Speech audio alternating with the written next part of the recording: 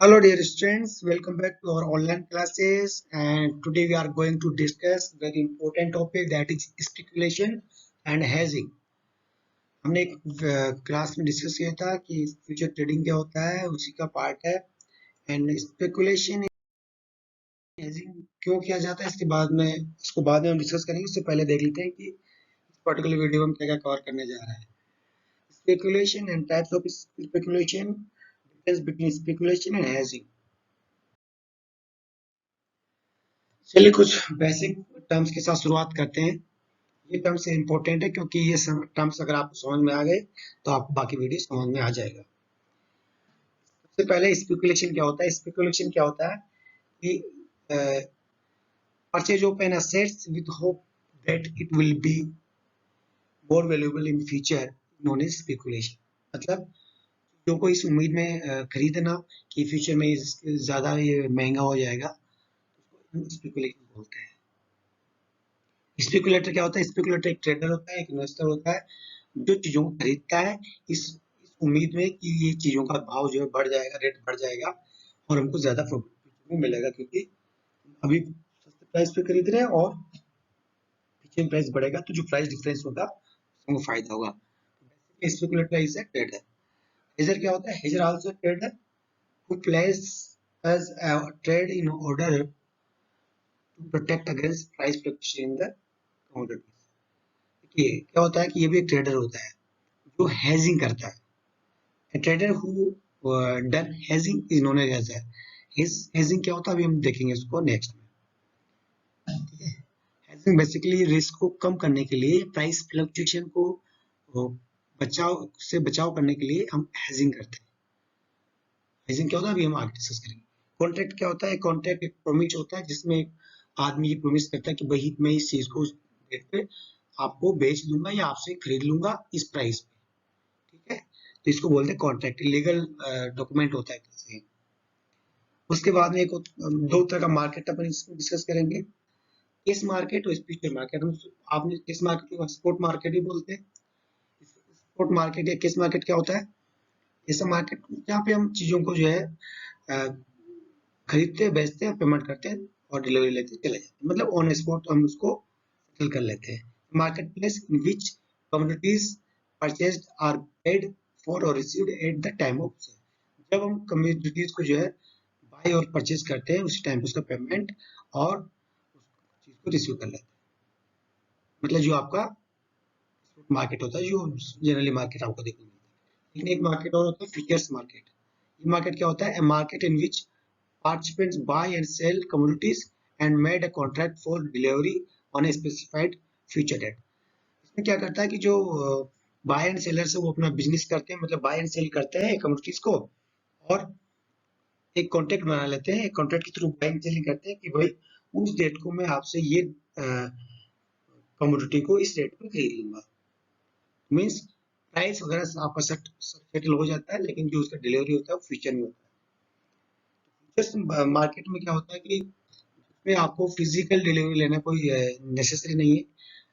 जैसे मान लीजिए अगर आपने कोई चीज आज खरीदा है तो कि आपको एक साल के बाद में इस रेट पे आपको ये चीज खरीदनी है, उसका कॉन्टेक्ट कर लेते हैं हम। कॉन्टेक्ट कर लेते हैं तो आपको जब एक साल बाद में चाहे जो भी प्राइस हो उससे एक साल बाद में आपको करना पड़ेगा। तो जनरली उस चीज को वो फिजिकल डिलीवरी नहीं लेते हैं, लेकिन जो प्राइस डिफरेंस होता है, जैसे मान लीजिए आपने कहा था कि मैं 500 रुपये के हिसाब से इसको खरीदूंगा, लेकिन अगर वो उस टाइम पे 400 का रह गया तो भी आपको एक 100 रुपया जो डिफरेंस है उसको पेमेंट उसको करना पड़ेगा। ये आपको एक फीचर में ये बेसिकली कॉन्ट्रैक्ट के थ्रू चलता है। ये वर्चुअल मार्केट के टाइप में काम करता है। फिजिकल डिलीवरी जनरली नहीं होता है। तो दूसरा क्या है, उस टाइम पे आपको फायदा भी हो सकता है। अगर वो 500 की जगह 600 का भाव होगा तो आपको वो सामने वाला पार्टी जो है 100 रुपीज के हिसाब से पेमेंट कर देगा। This is the futures market. ये कुछ टर्मिनोलॉजी थी। अब बात करते हैं स्पेकुलेशन क्या होता है। स्पेकुलेशन सिंपल सा होता है। Speculation allows the purchase or sale of a commodity at the present price with object of sale or purchase at future date at a favorable price। कहने का मतलब क्या है? कहने का मतलब ये है कि आप इस उम्मीद में किसी चीज को खरीदते हैं या बेचते हैं कि ये कल को मुझे अच्छा प्राइस देके जाएगा, और जब अच्छा प्राइस देके जाएगा तो आप उसको बेच देंगे, तो आपको मुनाफा और प्रॉफिट होगा। स्पेकुलेशन का मेन उद्देश्य जो है प्रॉफिट कमाना होता है। स्पेकुलेशन में जनरली क्या होता है कि जो ट्रेडर्स होता है, जो स्पेकुलेटर्स जिसको हम बोलते हैं, वो कम प्राइस में चीजों को खरीदता है और हाई प्राइस में बेच देता है। ठीक है, तो ये हाई प्राइस में बेचता है और कम प्राइस में खरीद लेता है। He involves in business only for profit making from the price movement. ठीक है, जो डिफरेंस होता है वही उसका मुनाफा होता है, तो इसको स्पेकुलेशन बोलते हैं। Speculation is the activity of buying और selling the commodities at a favourable price. Types of speculation की बात करें तो दो प्रकार का स्पेकुलेशन होता है। एक तो स्पेकुलेशन प्रॉपर होता है, देखिए इसके नाम से पता चले, स्पेकुलेशन प्रॉपर मीन्स जो स्पेकुलेशन होता है जो सही होता है, मतलब refers to the speculation on the basis of research on price movement. These are intelligent forecasts based on the predicted price trend of commodities. इस स्पेकुलेशन में जो स्पेकुलेटर होता है, जो ट्रेडर्स होता है, वो मार्केट में काफी रिसर्च करता है किसी कमोडिटी के प्राइसेस पे, उसके प्राइस ट्रेंड देखता है, उसके ट्रेंड एनालिसिस करता है और वो फोरकास्ट करता है कि इसके प्राइस फ्यूचर में कितना तक जाएगा और उस प्राइस को बेच देगा। तो वो क्या करता है, उसको पता है कि फ्यूचर में इस प्राइस पे जाएगा, तो जनरली उस प्राइस को खरीद लेता है और फ्यूचर में बेच देता है। मतलब ये उसमें मेहनत करता है और ईमानदारी से जो है वो अपना बिजनेस करता है और उससे मुनाफा कमाता है। ये अच्छी चीज है, इसमें कोई बुराई नहीं कि इंसान मेहनत कर रहा है और अपने दिमाग से जो है मुनाफा कमा रहा है, तो इसमें कोई प्रॉब्लम नहीं है। गवर्नमेंट भी इसको सपोर्ट करती है, कोई दिक्कत नहीं गवर्नमेंट को। एक होता है इलेजिटिमेट स्पेकुलेशन, स्पेकुलेशन इम्प्रॉपर भी बोलते हैं मेरे हिसाब से। ठीक है, जो ठीक नहीं है, मतलब ये गलत तरीका है, क्योंकि इसमें क्या करता है, जो स्पेकुलेटर होता है ना, वो गलत प्रैक्टिसेस अपना के मार्केट में किसी भी चीज का या किसी कमोडिटी का स्कैरसिटी कर देता है, आर्टिफिशियल स्कैरसिटी। मतलब नेचुरली में उसको कोई कोई दिक्कत नहीं है, उसका डिमांड और सप्लाई में कोई दिक्कत नहीं है, सप्लाई अच्छा खासा हो रहा है मार्केट में, बट कुछ लोग मिलकर क्या करते हैं, मार्केट में जो सप्लाई हो रही है उसको होर्डिंग कर लेते हैं, उसका स्टोर करके, और उसको आर्टिफिशियली स्कैरसिटी करते हैं मार्केट में। स्कैरसिटी करते हैं तो क्या होता है, मार्केट में कमी हो जाती है, कमी होता है, डिमांड बढ़ता है, तो प्राइसेस उसके हाई हो जाते हैं, और जब प्राइसेस हाई होते हैं तो फिर वो लोग मार्केट में लेके आते हैं और बम्पर पैसा बनाते हैं, means they tries to make big profit from the price, artificial price. ठीक है, this type of speculation is generally not accepted in our country और बाय द गवर्नमेंट। तो ये दो प्रकार का स्पेकुलेशन होता है।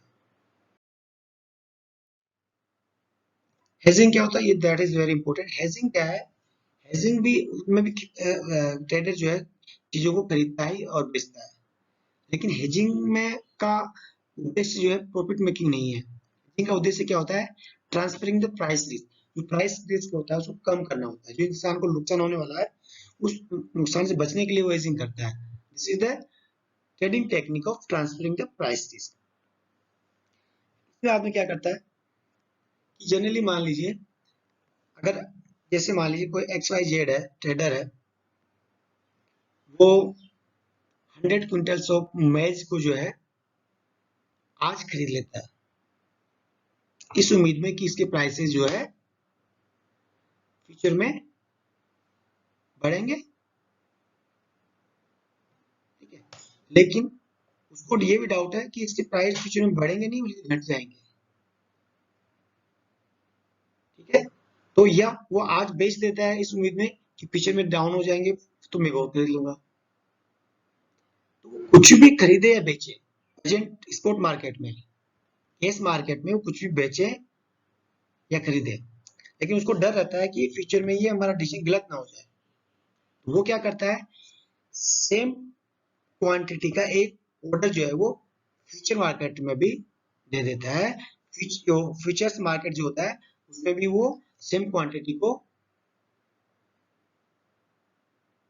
खरीद ले बेच लेता है। मतलब अगर आज वो खरीदता है, स्पॉट मार्केट में खरीदता है 1000 क्विंटल मेज, तो फ्यूचर मार्केट में वो 1000 क्विंटल्स सेल कर देगा। तो अगर आपका एक साइड में नुकसान होगा तो एक साइड में प्रॉफिट हो जाएगा, मतलब आपको न तो नुकसान होगा न प्रॉफिट होगा, मतलब हैज कर लिया आपने, उस जो रिस्क था उसको आपने बचाव कर लिया उससे।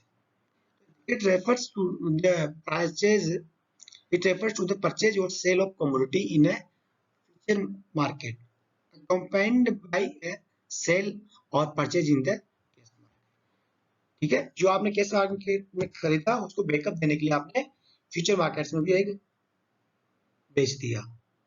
लेकिन यहाँ पे अपोजिट होगा, अगर आज फ्यूचर मार्केट में आपने स्पॉट मार्केट में आपने खरीदा है तो फ्यूचर मार्केट में बेचना पड़ेगा, और अगर स्पॉट मार्केट में आपने बेचा है तो फ्यूचर मार्केट में खरीदना पड़ेगा। अपोजिट ट्रांजेक्शन होगा, क्यों? तभी ना उसका हेज होगा, तभी ना वो प्रोटेक्ट होगा।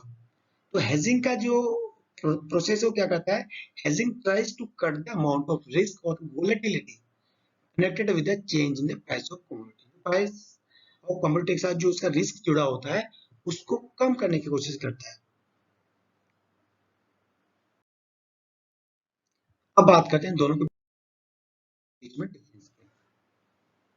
देखिए भाई, स्पेकुलेशन में मैंने क्या बोला कि speculation is done only for profit making from low prices to high prices, while hedging done for reducing the price risk of commodity।